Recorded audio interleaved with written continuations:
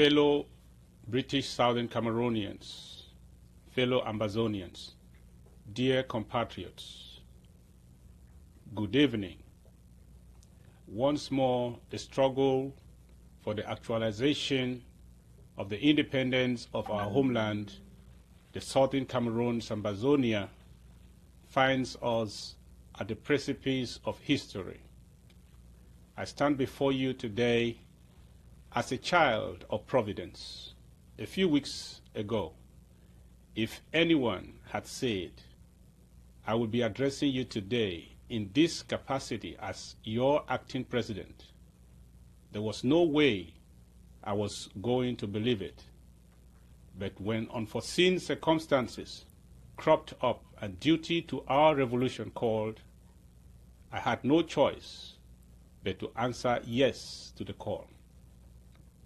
Fellow Ambazonians, our revolution has had to pass through different stages and through different leaders within a very short time.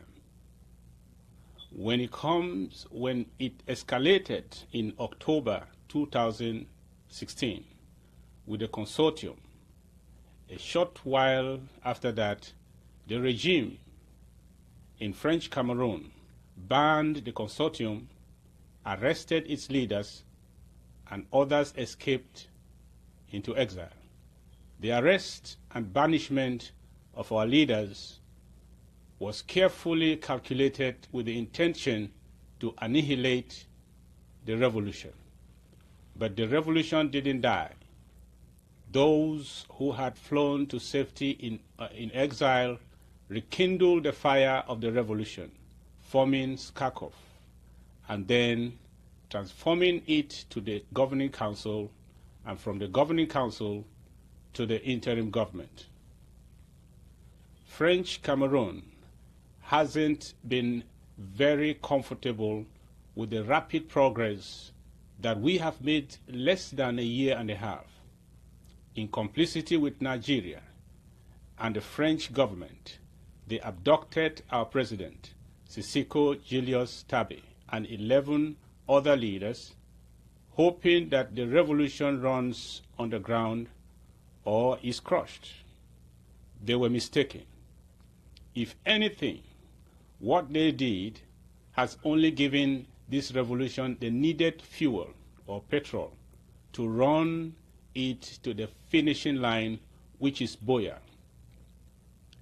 I have come to you today to pledge my commitment to take this revolution from where Sako Tabe left it, and by God's grace, if he is not back yet, to take it to the foot of the mountain in the Prime Minister's Lodge in my hometown of Boya, the eternal and historical capital of the Federal Republic of Ambazonia. I thank members of the interim government for the trust they have bestowed on me by nominating me to lead this revolution at this crucial, critical moment, and I also thank you for accepting me as your acting president. My fellow British Southern Cameroonians, Ambazonians, if there was ever a time for all of us to summon our faith and courage to stand upright, proud and combative, that time is now. Our president, Sako Julius Tabe, and our leadership were abducted just over a month ago. In the weeks since, the anguish of that incident has left many people despondent and heartbroken. These feelings have no doubt been exacerbated by the unremitting violence visited on our people, on our land, and into our homes, markets, farms, and streets by terrorists in uniform dispatched by the government in neighboring French Cameroon. Decades of our quest for sovereignty, our long-standing culture of peaceful neighborliness and hospitality has been stretched beyond breaking point from the events in our land over the last year. Yet our people at home stand proud, resilient, uncovered, unflinching, undeterred, and combative, and riveted to the historic prize which is ours to seize, if we can push uphill even harder and farther. Dear Southern Cameroonians, Ambazonians, we have seen this spirit in full display across the list of communities, villages, and towns which have borne the full brunt of exactions by the army and gendarmes from French Cameroon, namely Kwakwa, Egbeko, Tadu, Mbonge, Kembong, Bangem, Munyenge, Dadi, Akwaya, Kwen, Ikome, Kombone, Bole Bakundu, Eyumojok, Batibo, Ndu, Kumbo, Awing, and the list is growing. For over a year now, the evidence has been crystal clear for all to see. The turmoil in our homeland results directly from the nullification of the right to self-government and independence in the former British Southern Cameroon's Ambazonia. Over 40,000 of our countrymen and women have been expelled from their homes since the infamous administrative order of last November by the SDO for Manu. Those who initially fled into the forest for safety have been hunted. Those who stayed behind were shot. Our most vulnerable and infamed, who lay hopeless, helpless in their homes, have not survived the wrath of Mr. Bia's marauding gendarmes. A 90-year-old blind mama in Kwakwa was burnt to death in her own home. If the rest of the world thinks that we will vanish quietly into the night, throw down our resolve and cower the indecent and grotesque atrocities now unfolding in our land and homes and streets and communities, I will hasten to remind them that we Ambazonians are descendants of the stock of hard-toiling men and women in years not so long ago, toiled and bled to cultivate 395,000 squares of miles of industrial plantations of the CDC that stand as a monument to their endurance till this day. We are the children of the nameless many. On those backs so many, for so long, have continued to reap where they did not sow. We will resist till the last one of us the intrusion and aggression of French Cameroon on our land and our people. Fellow British Southern Cameroonians, Ambazonians, the citizens of this new republic to which we gave birth last October 1st are prepared to tell the world openly, categorically, unapologetically, here and now, that if they have chosen to turn their gaze to our plight, to be unmoved by our suffering, to remain deaf to our loud calls for succor, if they are unshaken to our protestations and desperate appeals for their intervention in this historic injustice, then we, left to carve our way into history, have decided we must fight. We, the people of the British Southern Cameroons, will no longer dwell at the nexus of nullification and the historic injustice it engendered in our land. We will fight for justice, because fighting for justice is to fight for right. We will fight to secure the safe and unconditional release of our leaders, because there too Justice is on our side. We will fight their illegal abduction from Abuja. Buhari's breach of injunctions on his own country and international law. We will fight against Mr. Biya's summon of foreign martial support for his butchery of our people and the spoiling of our land and our lives. We will fight, dear Ambazonians, because the spouses and families of our leaders remain resolute in this fight. If the diplomats and peacemakers of the world have chosen to dim the light of legality and international law to afford Mr. Biya cover for his litany of ignoble violations, we will fight in the dark until our blood pricks through consciences. We must fight so that our sisters, wives, mothers, and children should return home and live productive and happy lives as they are due by right. This is my resolve to you today. With one voice, my fellow Ambazonians, we must remind the entire world that they cannot continue to shun their responsibilities to history, legal and international order in the British Southern Cameroons. They cannot allow rogue governments like that in French Cameroons to trample on the rights of our sovereign nation, flout commitments and protections afforded every sovereign people, and pretend that order and security could or should prevail.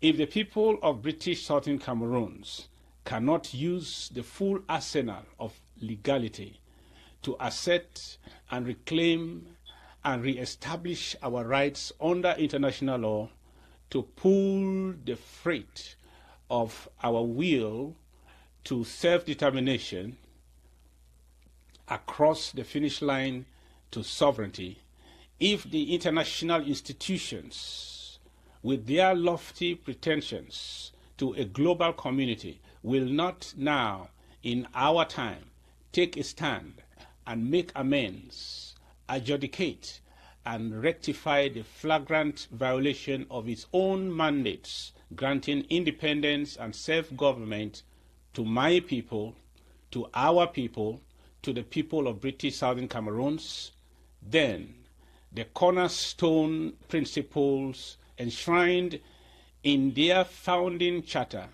the ideals inked into those venerated documents, will stand nullified, their principles vacuous, and their will stand for naught. On all fronts, we are engaged in nothing less than an existential battle, and we cannot afford any distractions coming at us from any quarter.